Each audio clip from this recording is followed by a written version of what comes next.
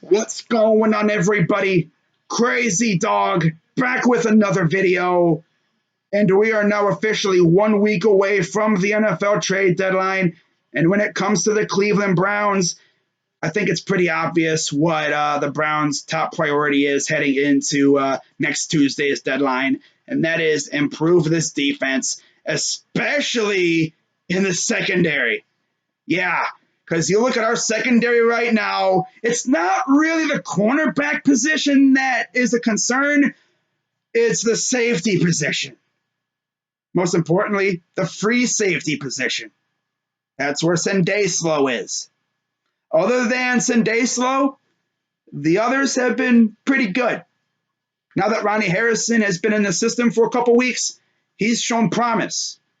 When Sheldrick Redwine gets on the field, he's been pretty good. Carl Joseph's coming off an injury, but when he's been out there, he's been all right. The only one that's really sucked has been Sendeislo. How about that? Now, in terms of other positions, obviously we could use some linebacker help. We could go for a nice depth pass rusher. Maybe we could even get a 2-for-1 deal. Maybe Ryan Kerrigan, huh?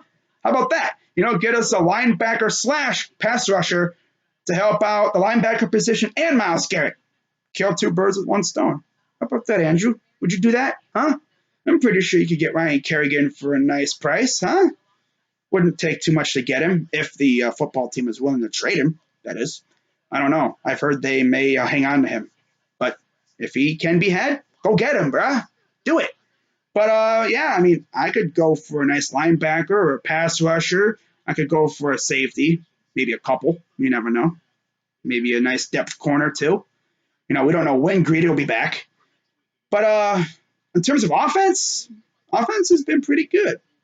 Maybe we could go for a nice speedy receiver now that Odell's out for the year. We don't have a receiver to take the top off the defense. That's what Odell did. Jarvis, he's good with the hands. Other than Jarvis, you have Rashard Higgins, who's Mr. Reliable. You have Donovan Peoples-Jones, who I haven't really seen a lot of. You have Kaderil Hodge, who's coming back this week, which is nice to hear. But other than those guys, you really don't have a whole lot. You have Taywan Taylor, Jamarcus Bradley, and Ryan Switzer on the practice squad. And they don't really, get me. So I think we could add a receiver, but it's not really a priority. Honestly, I would put an asterisk next to receiver on the list of priorities, but mainly it's defense. You got to fix the defense because looking at what this defense has done so far this year, sure, they've been getting to the quarterback, mainly Myles, but a little contribution from Claiborne and Gustin really was nice to see, but it's mainly been Myles. Vernon has done diddly squat so far this year, of course. Not surprising. He hasn't done much of anything since really he left Miami. But it's mainly because of injuries. If he was healthy, I'm pretty sure he'd be doing stuff. But, yeah, he's been virtually ineffective for us this year. No sacks, bruh. Come on, bro. We're paying you all that money to get 0 sacks. Bruh. Now, did I really see him as a sack getter? Yeah.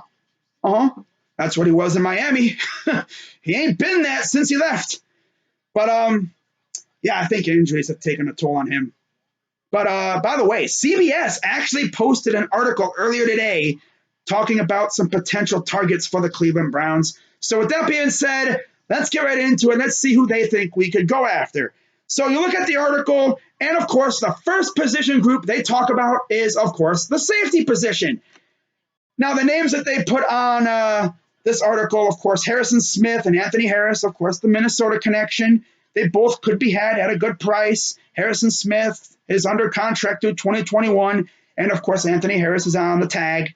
So you'd have to extend him probably after this year. I don't know if we really want to go after Smith. And I have heard we have had interest in Harris in the past. Not sure if we do now. But I wouldn't mind those two. They're better than Sendeislo. Anyone's better than Sendeislo, bruh. The 2 undrafted free agents we have on our roster are better than him. That's crazy. He sucks. He's an absolute bum. Could it be because of age? Yeah. And the fact that he sucks. That's the way it is. Age does that to you. But, yeah, he's not good. And we need somebody better. I would take Harrison Smith all day. Anthony Harris would be great, too. They also list Justin Reed of the Texans. That would be amazing. Tavarius Moore would be a pretty good get as well. Bradley McDougald from the Jets. Oh, yeah, all three of those guys would be great. They'd be better than Sendejo, like I just said. Now, one other name they did mention is Justin Simmons, who I believe is also on the tag. Now, if you were to acquire him, that would pretty much mean that you would have to commit to him long term. I don't know if our front office values the safety position like that. And if they do, hey, go get Simmons. But if they don't waste your time, right? So some other names they mentioned, Ryan Anderson, he'd be a good get. I'm pretty sure he could be had for cheap. Hasn't played a lot. They also mentioned Ryan Kerrigan. They actually said the Browns might have more interest in Kerrigan. I would love Kerrigan. He's 32. He's gotten a lot of sacks, and he's rarely missed any games, which is pretty good nowadays, But, I would take Kerrigan or Ryan Anderson. We all know Andrew Berry loves to, take flyers on these, day 2 draft picks. Look at what he did with Lonnie Harrison. He low-key got him for a good price. I could see that happening for Ryan Anderson here. We all know Washington is loaded at the pass rusher / linebacker position, so I'm pretty sure we could get him for a good price.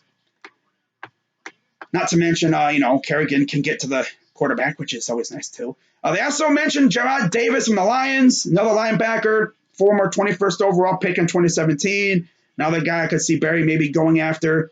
Like I just said, he likes to go after some of those guys that haven't really had it good in their first location. Young guys, on their first contract. That's kind of been the philosophy so far for Barry. Go after young guys on their first or second deal. Maybe a reclamation project like Davis, possibly, change of scenery could help out. I wouldn't mind Jarrad Davis for the right price, of course. Now, this other name would have been interesting, but got some breaking news. He just got traded. Everson Griffin got traded to the Lions for a conditional 6th-round pick, so his name's off the list. Not even going to talk about him. Now, I was talking about receivers earlier. They actually mentioned a couple in this article. Kenny Stills. There's your speedy guy who can take the top off of defense right there.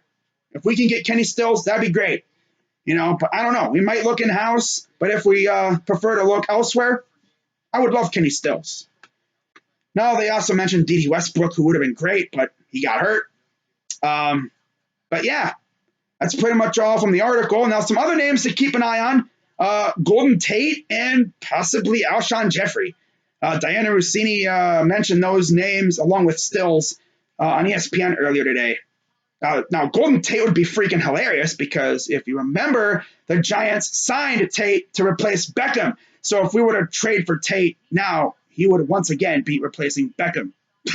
That's kind of funny.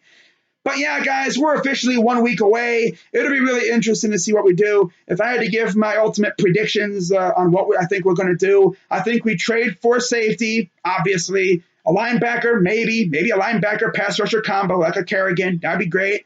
Maybe we trade for a corner. And I don't think we're going to go after a receiver. I think we mainly stay on defensive side. So, yeah, I know for sure we're probably going to trade for a safety. Maybe a linebacker, maybe a pass rusher, one of those two, maybe, like I said, a 2-for-1 kind of thing, like a Kerrigan, and maybe a corner. That's what I got. So let me know what you guys think down in the comments down below. Let me know what you guys think we're going to do as we are officially 1 week away. And hopefully we make a couple moves because, yeah, we need it. Now, the good thing is we got the bye week during the trade deadline. So those players who, of course, come in, they have to do the whole 5 straight COVID test thing. They wouldn't have to worry about missing any games. And they could come in the week after and prepare for the Texans along with the rest of us. So, now, of course, if we make a move this week, they would not obviously be not ready for the Raider game. But then they would have like 2 weeks to prepare for the Texans, essentially. So, let me know what you guys think down in the comments down below. Give this video a like. Subscribe if you're new. You already know the deal. Hit the bell so you know when I go live and when I post videos. I will be live later tonight for World Series Game 6, Dodgers-Rays. And then, of course, I got my preview and my picks coming up as well. So keep an eye out for those. But that's going to wrap it up for this video. Let me know what you guys think the Browns are going to do at the deadline. We'll see what happens. So with that being said, I'm Crazy Dog 99. Let's go, Browns. And I'm out.